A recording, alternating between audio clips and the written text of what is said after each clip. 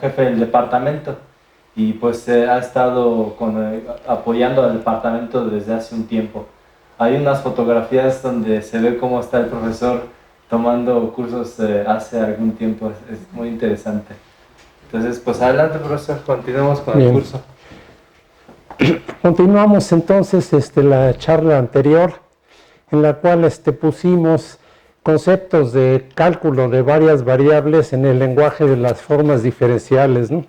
Hasta ahora podemos fácilmente expresar entonces a las integrales de volumen, por ejemplo en R3, y cambiar variables mediante la composición o transporte de formas diferenciales, ¿no?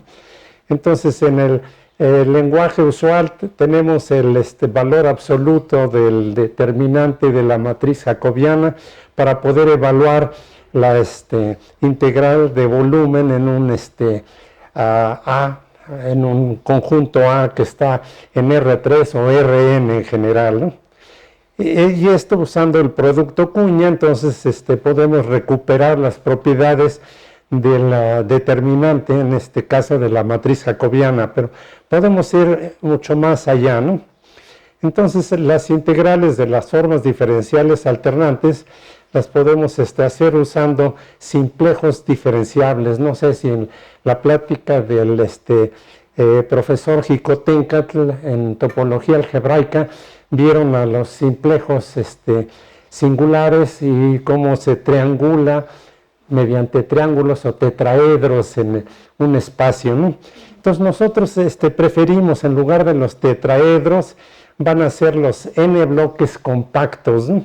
Que va a ser la generalización de los rectángulos o de los paralelepípedos rectángulos y así en dimensiones superiores, ¿no? Entonces generalizamos la integral ahora para líneas, superficies, volúmenes, hipervolúmenes, etcétera, ¿no? Entonces, Q en Rn, el producto de n intervalos cerrados y acotados. Esto es un compacto en Rn con interior no vacío, ¿no? Lo llamaremos n bloque compacto y tenemos una... Déjenme mejor poner estos anteojos para ver aquí en la pantalla, que allá no veo tan bien.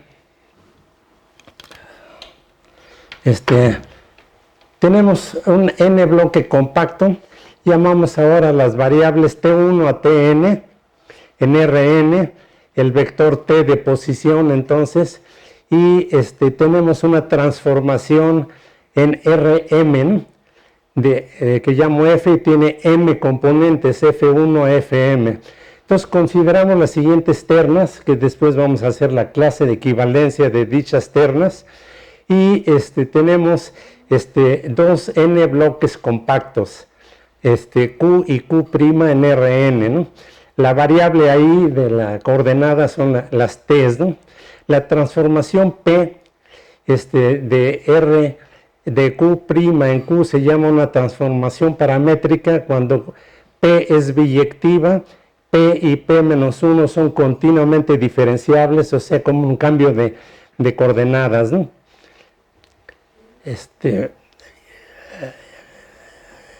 Continuamente diferenciables, y el jacobiano, para no tener que tomar el valor absoluto, conservamos la orientación, pedimos que el determinante de la matriz jacobiana sea positivo, ¿no? Para todo T' en Q'. F entonces es de la variable T de n variables y tiene m componentes, ¿no? Una clase de equivalencias de estas ternas bajo transformaciones paramétricas se llama n simplejo diferenciable en Rm. La imagen Fq de un n simplejo no depende de la parametrización F y se llama la traza, ¿no? Que tomo aquí como de la clase de equivalencias S, lo pongo entre barras para ver que es simplemente nada más la imagen Fq. Así, por ejemplo, en un 1 simplejo tengo un intervalo y una transformación de T en T', digamos, para cambiar la variable, y tengo la imagen entonces, en este caso, por ejemplo, en R3, tengo una curva en R3, como imagen de un intervalo en R1, ¿no? Un intervalo compacto, y quiero cambiar la variable del intervalo, ¿no? Entonces el lenguaje de formas diferenciales me hace eso muy sencillo. En el caso, este es el caso para curvas. Similarmente tengo el caso para superficies, ¿no? Como imagen de un rectángulo en R2, y de aquí tengo la imagen en RM, que sería R3, ¿no? Tengo una curva así, imagen diferenciable de un rectángulo, ¿no? Tiene dimensión 2 en R3, ¿no? Entonces, sea S un n simplejo en Rm y phi una n forma definida en la traza de S. Entonces aquí tengo una 2 forma que vive solo sobre la superficie, ¿no? O una vecindad de dicha superficie. Entonces el cambio de variables ahora, por todo lo que hemos hecho antes, se expresa en forma muy sencilla. La integral sobre S de la phi, de la 2 forma, la puedo jalar, tomar el pullback, y en vez de evaluarla aquí en esa superficie que es curva, digamos, una imagen diferenciable, la evalúo de forma muy sencilla, simplemente sobre un rectángulo. Entonces la integral sobre S de phi la defino como el pullback bajo la transformación f de la superficie, de la forma diferencial phi, que es la que quiero integrar sobre la superficie, sobre q. La integral aquí, mediante ese cambio de variables, la puedo evaluar sobre el rectángulo, ¿no? Es fácil demostrar, con toda la notación que usamos la vez anterior, que la integral no depende de la parametrización de S, ¿no? Entonces da lo mismo evaluarla sobre esta integral, sobre este intervalo, que evaluarla sobre este otro intervalo, ¿no? Por las reglas de transformación de integrales que vimos ya en el caso de n igual a 2, n igual a 1 aquí, n igual a 2, pero es eso en general, ¿no? Para transformaciones, para imágenes de estos rectángulos o hiperrectángulos o n bloques, ¿no? En Rm, ¿no? Ejemplo, las integrales de línea, sea n igual a 1 y m mayor o igual a 1, ¿no? Entonces el 1 simplejo L de I, R, el vector de posición del intervalo I, que sería tener aquí, entonces aquí, es el intervalo, aquí sería R, y aquí la imagen del intervalo. Tenemos entonces el 1 simplejo, con X igual a R de T, y tiene M componentes, para T que va desde el intervalo del extremo izquierdo del intervalo I al extremo derecho del intervalo I, se llama curva diferenciable si R es biyectiva, y la diferencial de R es distinta de 0 en todo punto. No tengo que avanza mi variable sobre el intervalo I y la imagen avanza sobre la curva. La curva está orientada entonces, ¿no? Y phi, entonces tengo una 1 forma con sus componentes fj y la diferencial de xj, ¿no? Sea una 1 forma definida en A. Entonces la integral sobre la línea, sobre la curva de phi, que es la imagen aquí, la integral de phi sobre la curva, me da de la forma diferencial phi, la transporto, y aquí tengo entonces la integración sobre el intervalo I. Y esto corresponde entonces a sustituir la variable x como función de t. Esto es el componer la f con r, es el transporte, y acá tengo r', j de las componentes de la curva por dt, ¿no?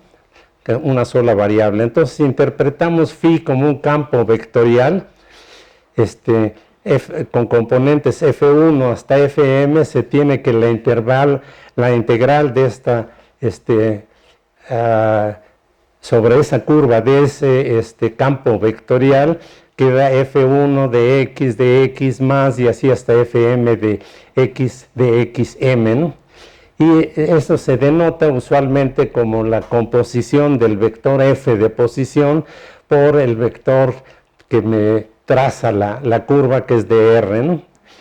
Y se tiene entonces dr, pues es simplemente las diferenciales de las componentes del vector de posición de la curva, dr hasta dm, que es r' de t dt, y se puede expresar entonces en esta forma, ¿no? Es el trabajo, se puede interpretar como desarrollado por la fuerza F a lo largo de la curva L, ¿no? O de la traza de la curva, donde r es el vector de posición, y si t es el tiempo, entonces r' es el vector velocidad con que se recorre L y es tangente a la curva, ¿no? Eso para integrales de un campo vectorial sobre la curva, ¿no? Esto fue en una integral de línea. Las integrales de superficie es el mismo procedimiento, n igual a 2 y m mayor que 2, ¿no? Ese entonces sea un simplejo diferenciable, un 2 simplejo diferenciable con x igual a s de t igual S1 ahora depende de dos variables sobre el rectángulo, ¿no? T1 en la dirección x, T2 en la dirección y, que ahora llamo como T1 y T2, y tiene m componentes, ¿no? Con t es el vector de posición ahora, donde las T1 y T2 están en el rectángulo en R2, y tengo una dos forma, phi, que pongo mediante sus componentes gi y j, dxy, dxj en D2, y entonces la integral de superficie de la dos forma phi se evalúa, en vez de la superficie en la imagen, la jalo para atrás y la tengo ahora en el espacio de las t's, un rectángulo, como función de T1 y T2. Simplemente entonces se define como el transporte de la dos forma phi mediante la transformación que me da las ecuaciones paramétricas, si ustedes quieren, en función de t, en este caso les llamé S, S1 y S2, de la dos forma S, ¿no? Si m es igual a 3, similarmente, entonces tengo tres componentes, G23, falta el 1 aquí, X2, X3, aquí falta el 2, entonces G1, 3, y acá falta el 3, tengo G1, 2, ¿no? Que son las tres dos formas que viven aquí en R3 de X, que es donde vive la superficie S, ¿no? Y si a phi se le hace corresponder un campo vectorial G de componentes G1, G2, G3, que le pongo aquí como los coeficientes de esta forma, G2, 3, queda en X2, X3 y así con las otras, a la parametrización de la superficie se le hace corresponder el vector S, que depende de T1 y T2 que viven en el rectángulo. Entonces tiene tres componentes, esa superficie en R3. Entonces los vectores, la derivada parcial del vector S respecto a T1 y la parcial de S respecto a T2 son las tangentes a la superficie, ¿no? Son los vectores tangentes, y como pido que sea regular la transformación, o sea, el rango de la matriz de las tres componentes S1, S2, S3, y respecto a las variables T1, T2, me genera un plano tangente, ¿no? en la superficie, ¿no? Y usando la notación del vector normal para establecer la relación con el cálculo vectorial o el análisis vectorial usual, puedo expresar la diferencial de área como el producto vectorial de estos vectores tangentes a la superficie. Y este producto vectorial me da entonces un vector perpendicular al plano tangente de la superficie, sería la vector normal por la diferencial de área. Esto no es aquí una diferencial en el sentido de forma diferencial alternante, sino estoy estableciendo la relación con el análisis vectorial usual, ¿no? Pero entonces, la integral usual del análisis vectorial del vector, de un vector G, un campo vectorial G sobre la superficie, proyectado sobre la diferencial de la área, para mí en la notación de las formas diferenciales alternantes va a ser simplemente la integral de las dos formas que definí antes sobre la superficie S, en este caso la terna, ¿no?, del 2 simplejo, ¿no? Y esta entonces aquí está evaluada en el espacio imagen RM, digamos, aquí está evaluada ya en el espacio de los rectángulos de los en S, ¿no? Entonces las integrales sobre n simplejos se pueden extender fácilmente por linealidad a n cadenas, que son combinaciones lineales con coeficientes enteros de n simplejos, y también podemos definir la frontera de dichos simplejos para poder establecer el teorema generalizado de Stokes y de las cadenas. Para definir la frontera de tales simplejos, defino entonces, tomo un n bloque y q de las variables t1 hasta tn, que es producto de los intervalos cerrados y acotados de AJ a BJ, ¿no? Esto está en Rn, y defino entonces las fronteras eliminando la variable t sucesivamente desde 1 hasta n. Entonces aquí ya quité una t, estoy ya en Rn-1, y entonces esto como producto de los intervalos de las AJ a las BJ restantes, ¿no? Esto se entiende mejor si vemos una figurita, ¿no? Definimos la y-ésima cara superior de Q mediante una transformación que va de un intervalo hacia las fronteras de este rectángulo, ¿no? Entonces tengo aquí dos rectángulos, tiene 4 vértices aquí, y tendría las simplejos correspondientes a la frontera, a las 4 en este caso vértices del rectángulo, ¿no?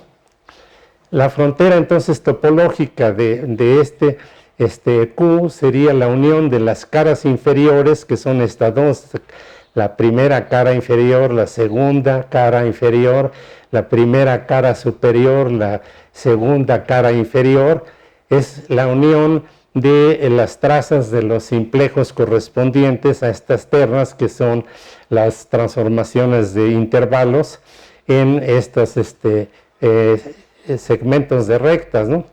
Entonces la frontera de un 2 rectángulo de dimensión 2 son 4 partes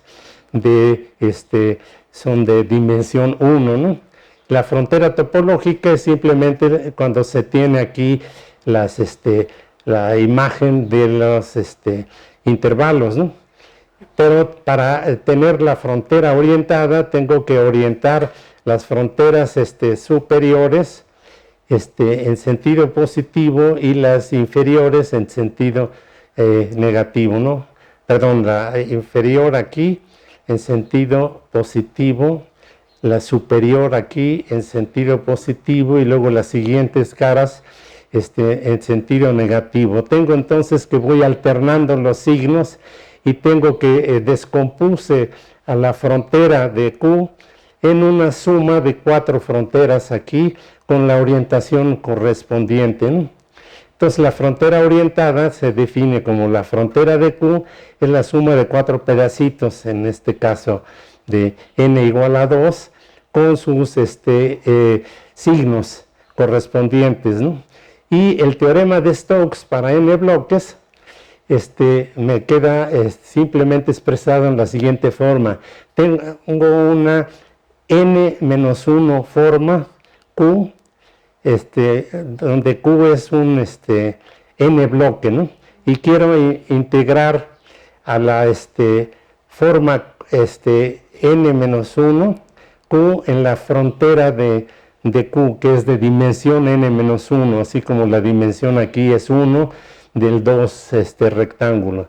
Entonces, si tengo esto, puedo subir aquí la frontera de q como diferencial de phi, y resulta que el teorema de Stokes nos dice que la integral de d phi de esta n-1 forma, que es una n forma sobre q, es lo mismo que integrar a la n-1 forma sobre la frontera de dicho q. Esto es fácil de demostrar para n bloques en Rn, pero se puede transportar por la regla para el cambio de variables a otras n formas, ¿no? El teorema se extiende de inmediato a n simplejos, ¿no? Si se tiene entonces un n simplejo QFFQ, la frontera es la menos 1 cadena dada por la suma alternada de las fronteras, ¿no? Donde la frontera, iésima frontera, pues va dando menos 1 a la j de cada una de las caras, ¿no?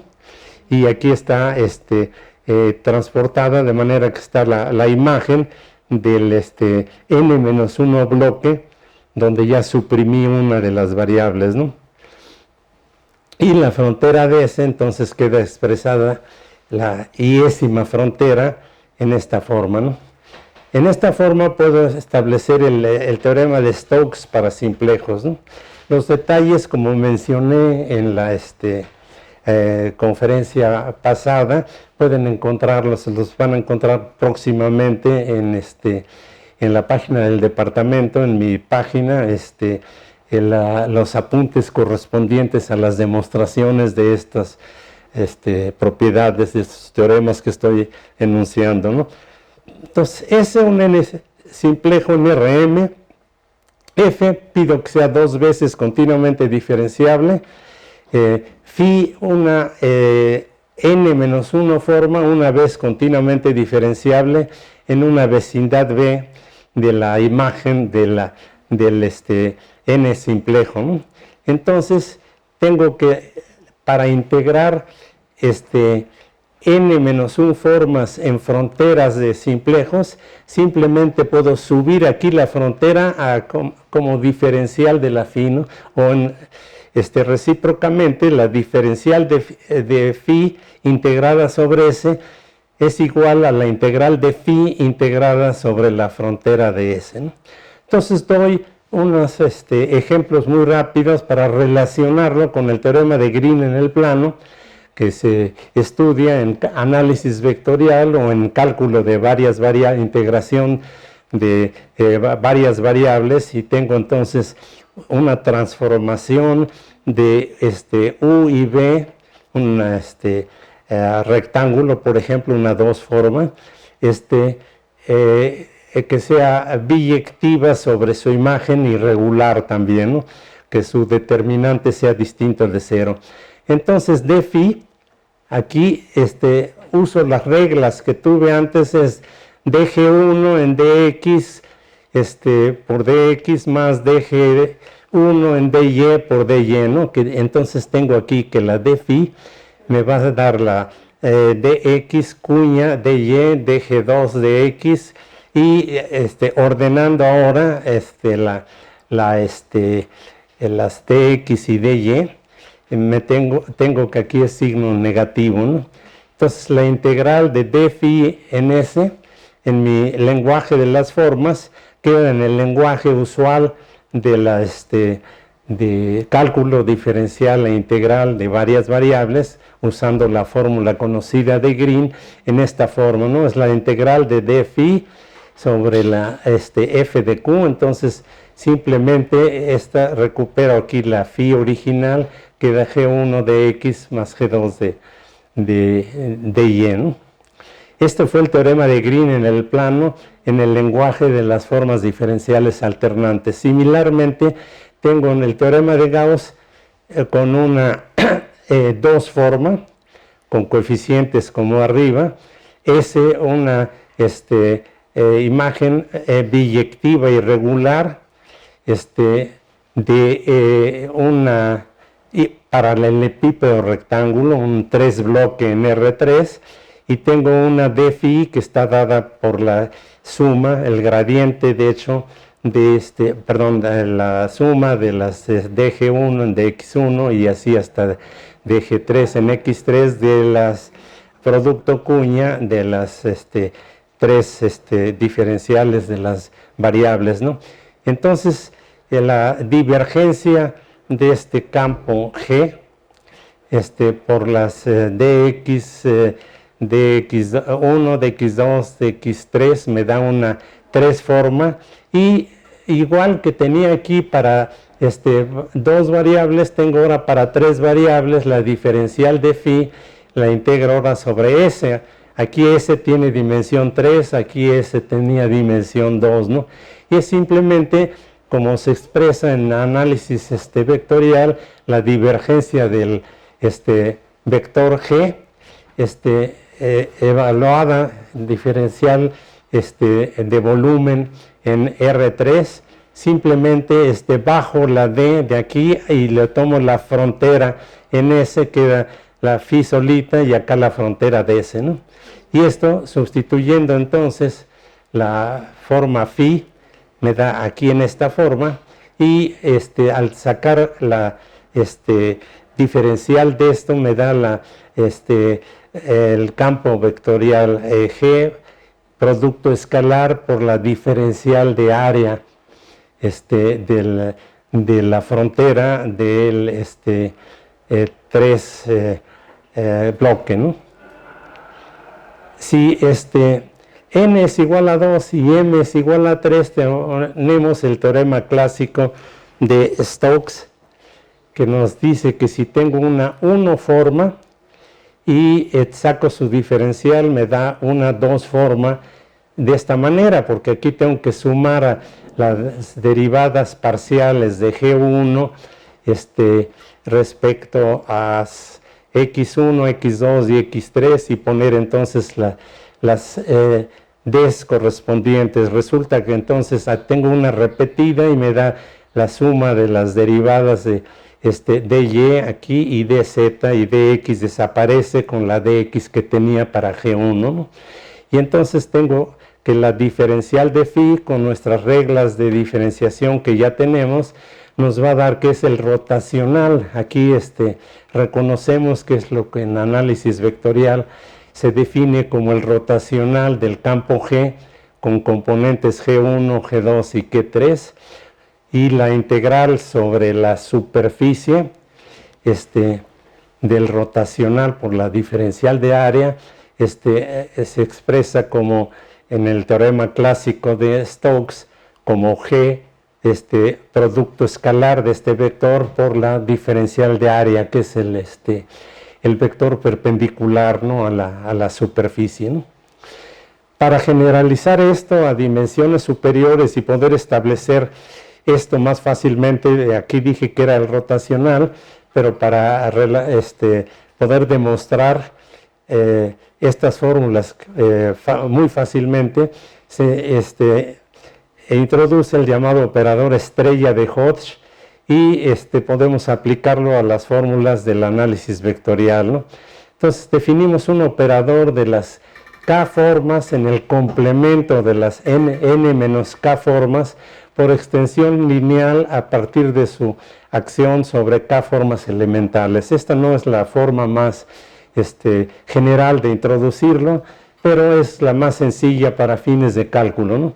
Entonces, si tengo una k forma aquí, tengo dxi1 hasta dxik, y esto entonces tengo un producto k veces. La estrella, tengo un signo más o menos, y las diferenciales que aquí faltaron, las pongo como dxj1 cuña hasta dxjn menos k, ¿no?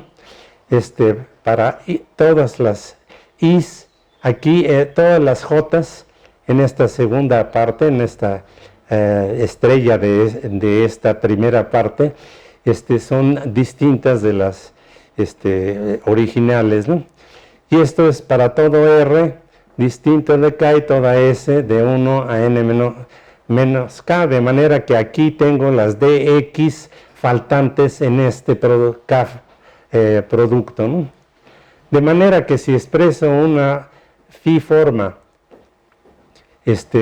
mediante sus componentes de I1 a IK y dx1 a xk, la estrella va a tener justamente las x de J1 a Jn menos K, ¿no? Y a través de sus propiedades vemos muy fácilmente cómo se comporta este operador estrella, ¿no? Entonces la estrella en esta K forma elemental es la única N menos K forma elemental con signo más o menos de acuerdo con el signo que definí arriba, de tal manera que al poner dxi1, dxik cuña, la estrella de este mismo phi me da todas las dx, ¿no? Desde 1 hasta n, de manera que aquí van a estar las dx que faltaban aquí, ¿no? Esto me dice que si aplico dos veces la estrella a phi, tengo la misma phi, salvo por un signo, ¿no? Y si tengo dos K formas phi y psi, entonces voy a tener esta linealidad, ¿no? La estrella de f phi más g phi es la f phi estrella de phi más g estrella de psi, ¿no? Entonces la estrella aquí entra, la estrella de la suma es la suma de las estrellas, la estrella de la f por una función phi por una phi sale como coeficiente, ¿no?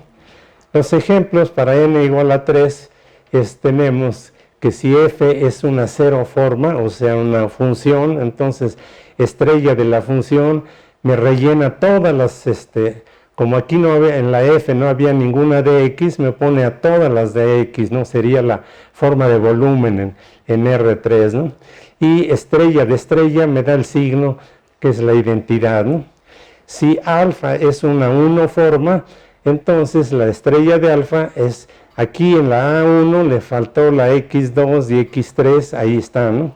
Aquí en este término x2 le falta el dx1,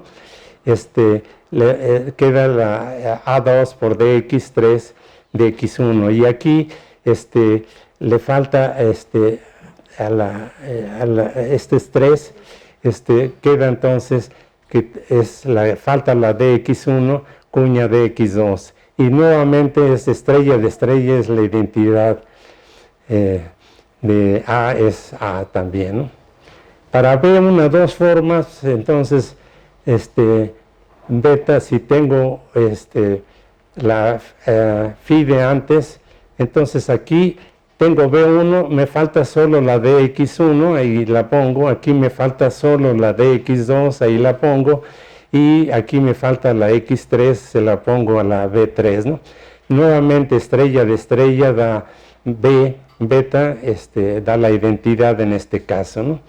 Y finalmente si tengo una 3 forma, gamma, que sería una función c, por dx1, dx2, dx3, pues aquí no falta ninguna, ¿no? Entonces le quita todas y me queda que la estrella de gamma es estrella de gamma es gamma, ¿no? Entonces, por lo anterior, la estrella al cuadrada es la identidad para las 0, 1, 2 y 3 formas, para n igual a 3, para otras n es distinto, ¿no? Defino entonces ahora un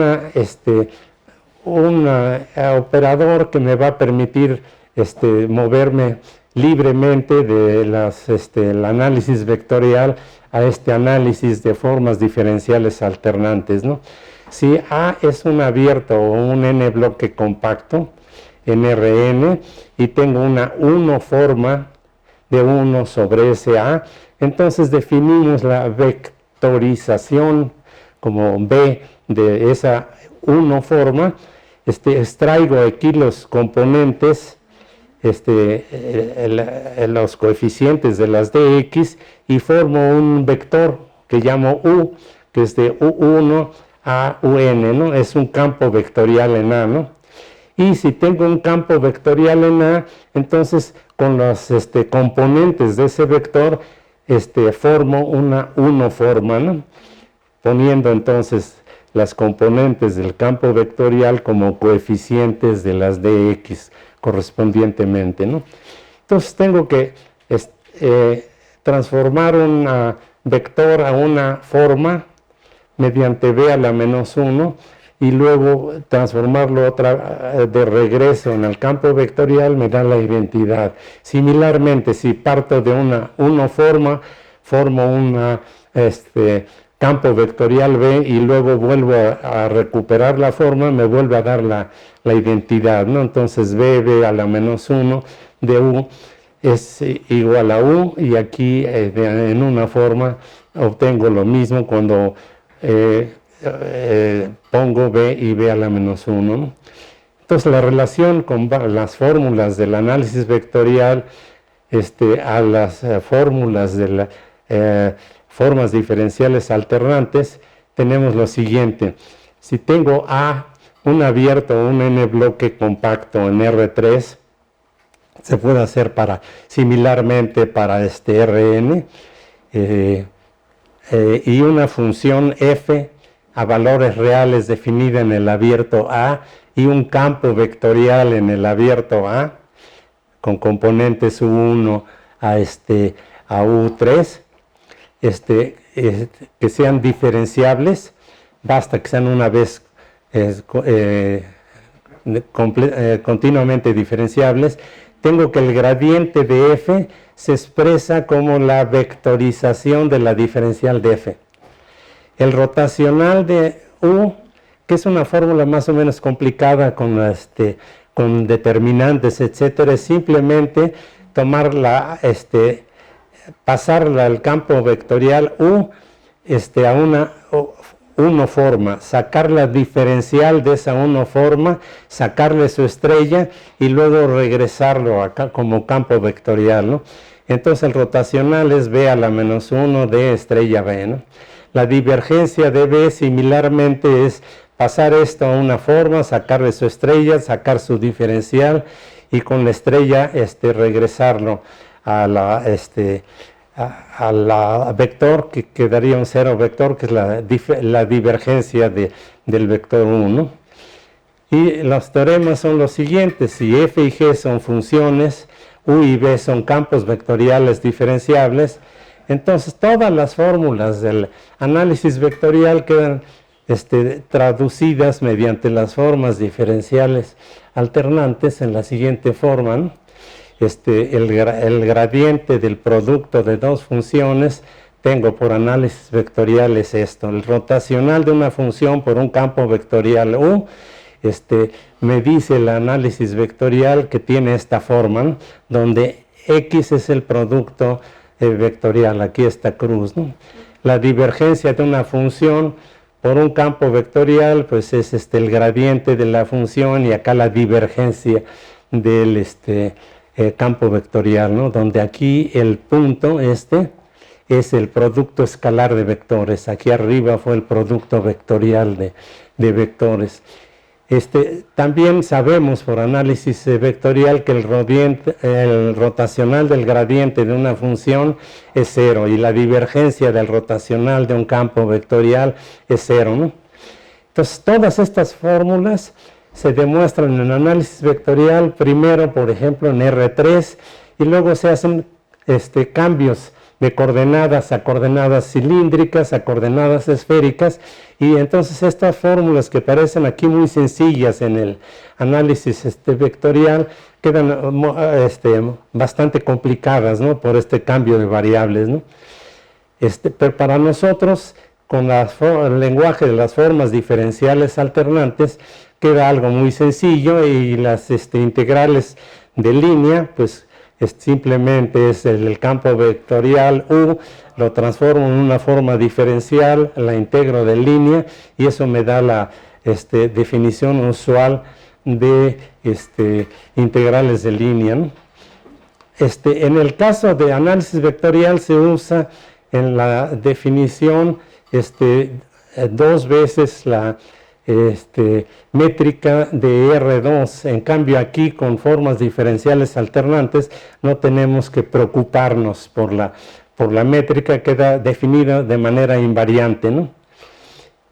Tenemos entonces un teorema que dice si L es una curva diferenciable en R con la diferencial de R distinta de 0, F continuamente diferenciable en una vecindad de esa curva, entonces la integral del gradiente ahora de F por la diferencial en la curva queda F de el valor en el extremo derecho menos R en el valor del extremo izquierdo de esta imagen de la curva L, ¿no? Donde I es en la terna y R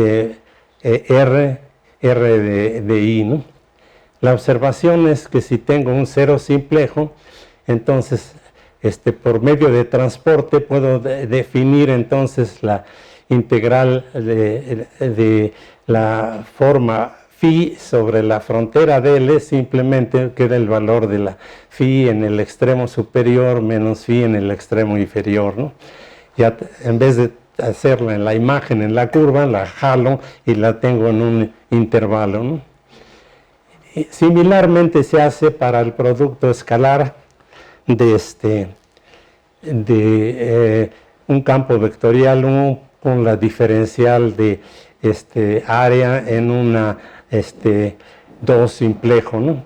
Queda que transformo este campo vectorial en una forma diferencial, saco su estrella, me queda otra forma diferencial y ahora la puedo integrar sobre S, ¿no?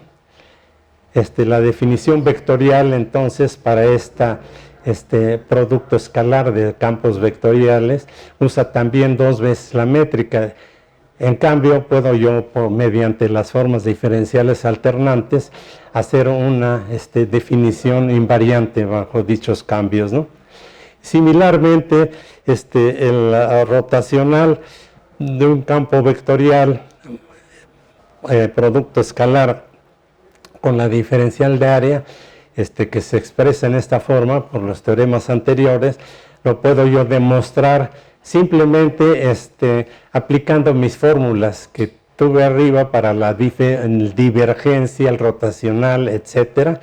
Entonces es nada más en 2 o 3 pasos aplicando dichas definiciones, me da las teoremas usuales como son el teorema de Gauss, pues se tiene que la divergencia de U por el elemento de volumen sobre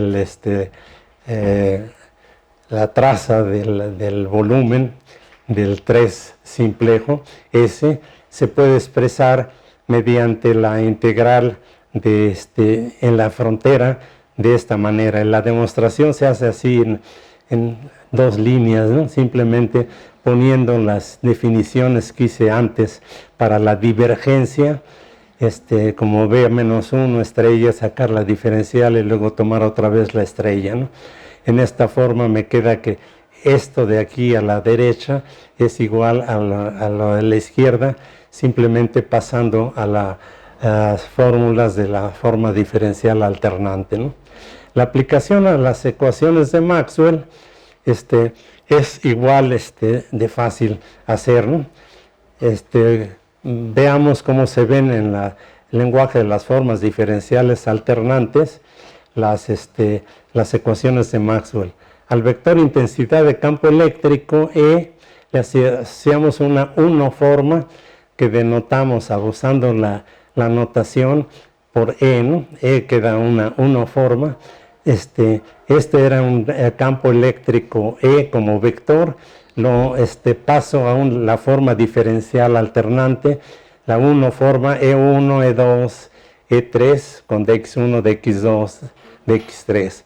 El chiste está que las formas diferenciales alternantes sí generalizan la inducción magnética, que no es un vector. Los físicos muy quisquillosos se dan cuenta que ese vector depende de la orientación del sistema y por lo tanto no le llaman vector sino pseudovector o un vector axial, porque su dirección depende de la orientación, cosa que está prohibida en el cálculo vectorial, ¿no?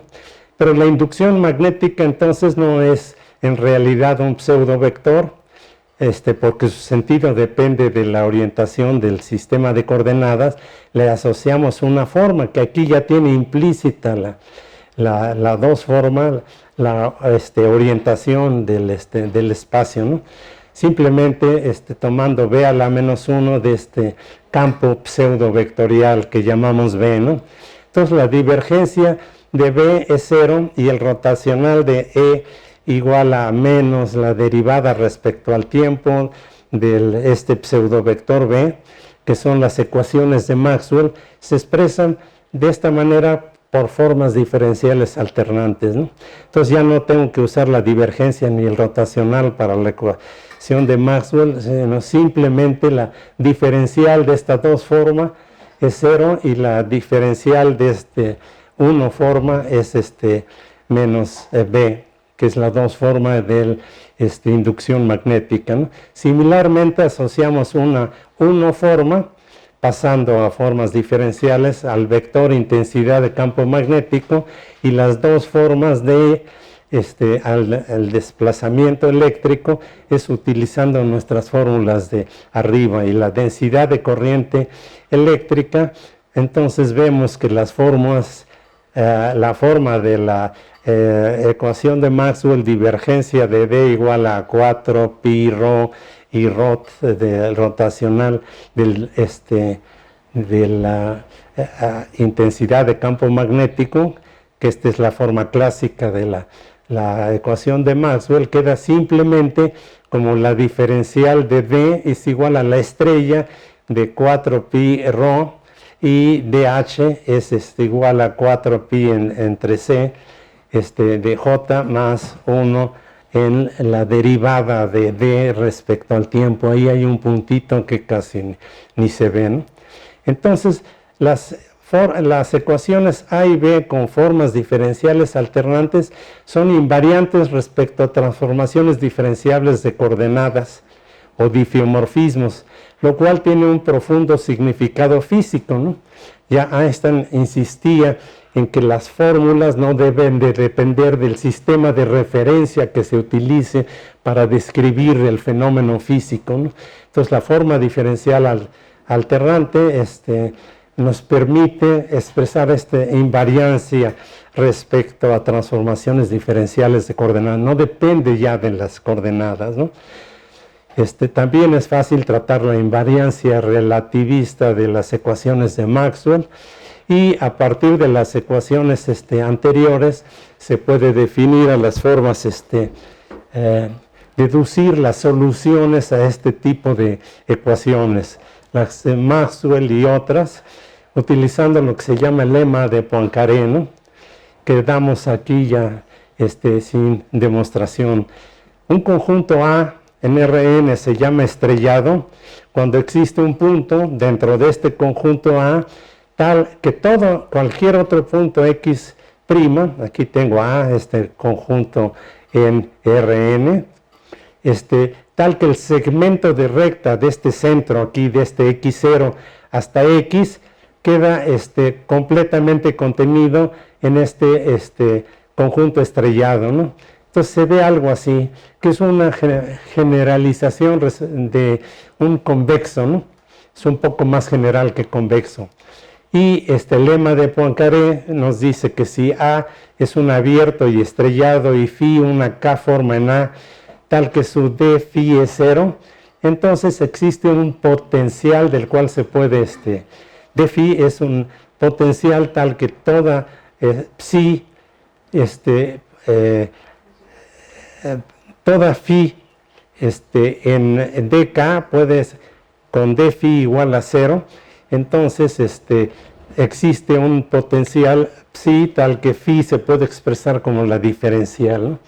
En estos conjuntos sencillos, entonces toda k forma se puede expresar como diferencial de una k menos 1 forma, ¿no? Y entonces de ahí salen las propiedades de las que vimos antes del rotacional y del gradiente, ¿no? Si el rotacional es 0, entonces existe un campo vectorial U. Si el rotacional de U es 0, entonces existe a función phi, un potencial phi tal que el gradiente de phi es justamente ese campo vectorial 1. Similarmente, si la divergencia de un campo vectorial es 0, existe un campo vectorial U diferenciable tal que B se puede expresar como el rotacional de U. Y esto es en todos los sistemas de coordenadas, ¿no? Ustedes verán que en los tratados de cálculo vectorial clásicos, pues tienen que demostrarlo en coordenadas cartesianas y luego las de coordenadas esféricas, etcétera, ¿no? Si f es diferenciable, no existe un U tal que f se puede expresar como la divergencia de U. Estas tres propiedades resultan inmediatamente del lema de Poincaré, simplemente utilizando nuestras fórmulas, ¿no? El rotacional de U es 0, entonces expresamos el rotacional de esta manera. Entonces aquí vemos que la diferencial de B a la menos 1 de U es 0. Entonces existe un phi tal, una función tal que la diferencial se expresa en esta forma, pero eso precisamente es el gradiente. Y similarmente la divergencia de phi, ¿no? Y finalmente la estrella de phi se tiene de f, cuando esta f es una función, estrella es una tres forma, entonces de estrella f, entonces quiere decir que igual a 0, que existe una phi en D2 tal que estrella de f se puede expresar como dicha diferencial, y por lo tanto la función f se puede expresar como una divergencia, ¿no? Hay muchas aplicaciones y generalizaciones que muy brevemente menciono. Al análisis complejo, si tengo z es igual a x más y z barra es x menos y, puedo expresar a las coordenadas x parte real como un medio de z más z barra y la parte imaginaria como 1 entre 2i de z menos z barra. De manera que la dz y la dz barra se pueden expresar en esta forma, ¿no?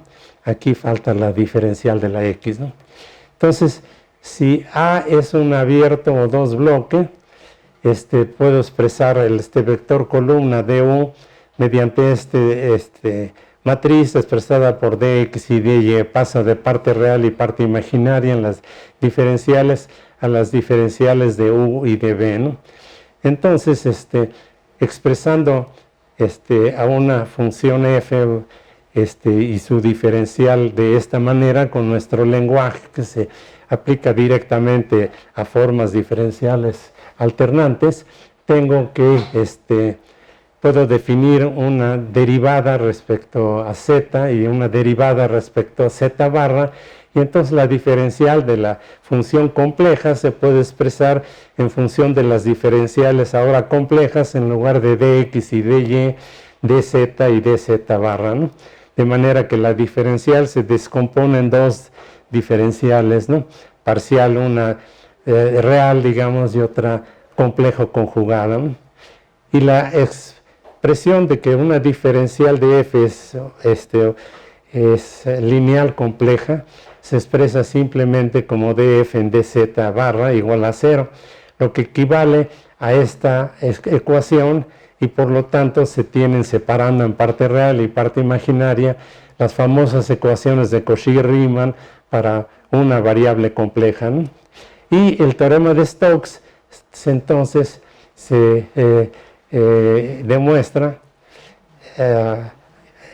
o se utiliza para expresar la integral compleja, que ya no me da tiempo de expresar en forma más explícita, simplemente viendo que una función es holomorfa si y solo si f satisface las condiciones de Cauchy-Riemann, o sea que su diferencial respecto a z barra es 0, ¿no? y el teorema integral de Cauchy se expresa expresando el teorema de Stokes.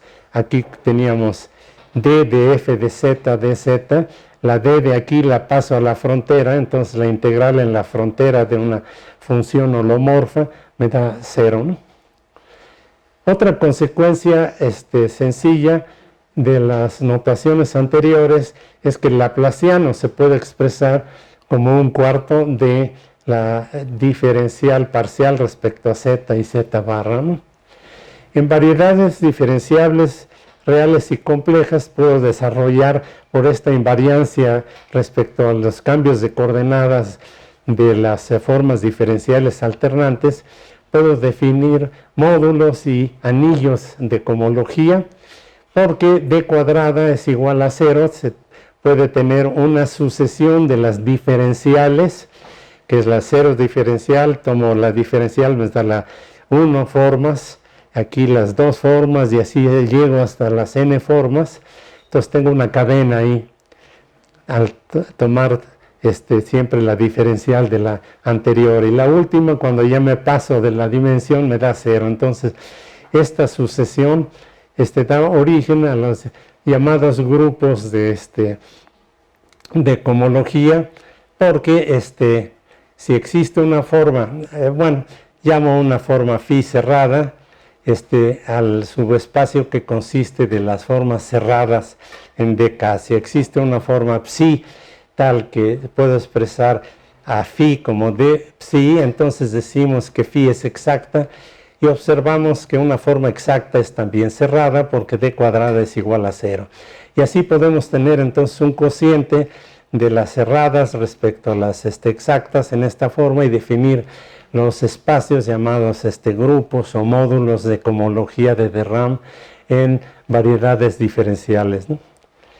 El chiste está que esta cohomología definida con formas es igual a la cohomología definida por los topólogos mediante simplejos simpliciales, y la cohomología de Čech resulta que hay una profunda relación entre los grupos de cohomología de la topología algebraica y los grupos de cohomología de de Rham definidos mediante formas diferenciales alternantes, ¿no?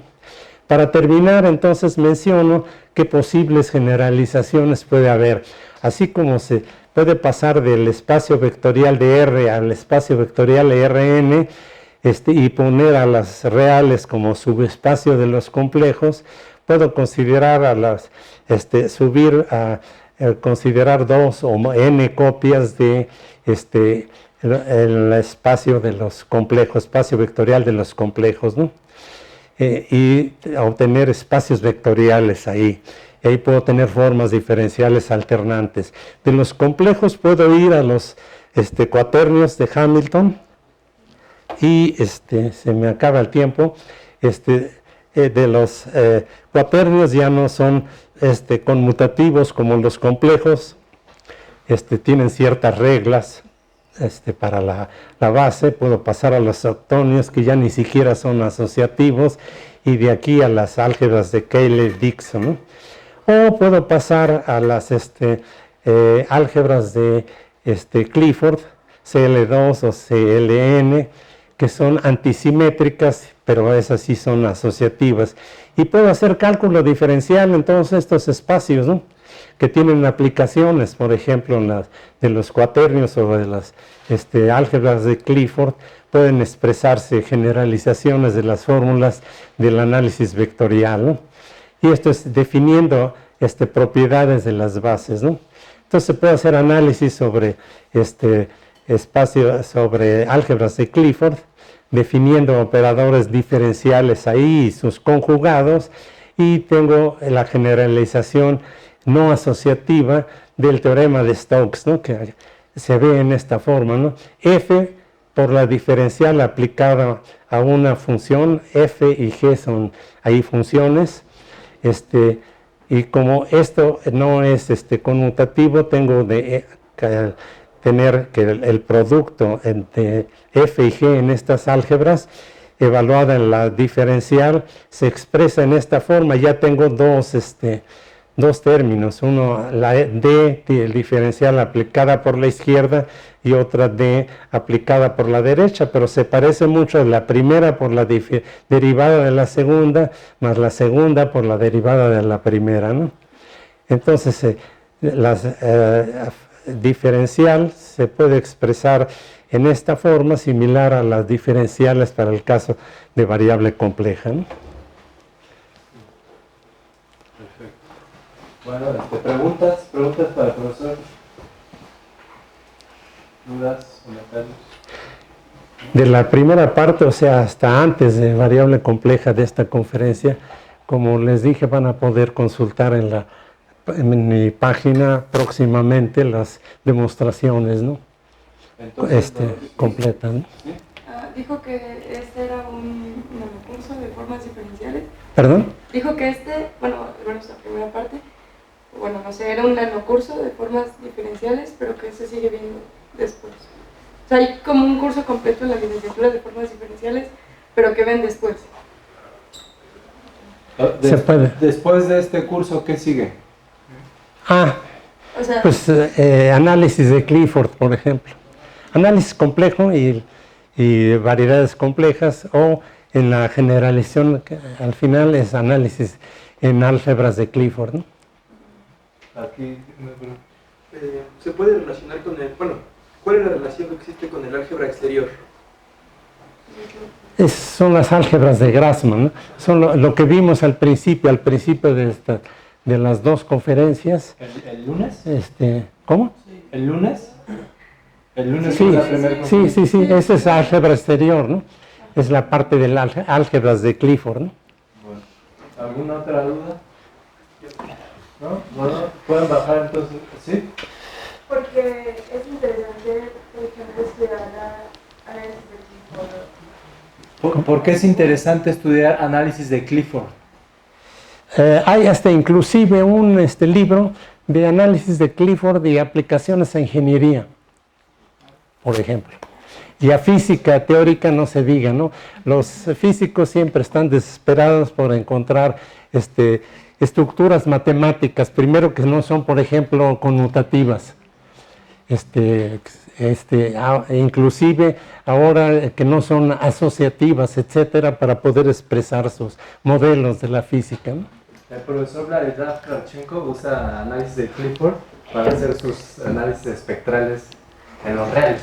O sea, como que va a los Clifford y se regresa. Bueno, ¿más preguntas? ¿No? Pues le agradecemos al profesor. Gracias.